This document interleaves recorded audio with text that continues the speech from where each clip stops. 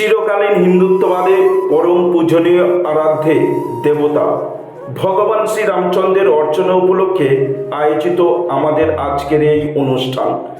উদ্যোক্তা হিসাবে উপস্থিত আছেন আমাদের পরমতম প্রিয় বাসুদেবপুর বিশ্ব হিন্দু সুরক্ষা সমিতি।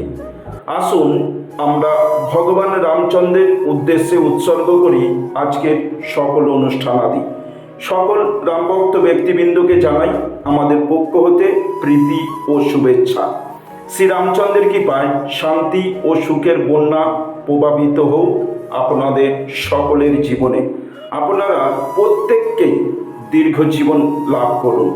শ্রীরামচন্দ্রজির অর্চনা উপলক্ষে একদিন ব্যাপী যে আমরা অনুষ্ঠান শুরু করেছিলাম, এখন সেই রমণীয় অনুষ্ঠানের সমাপ্তির সময় উপস্থিত।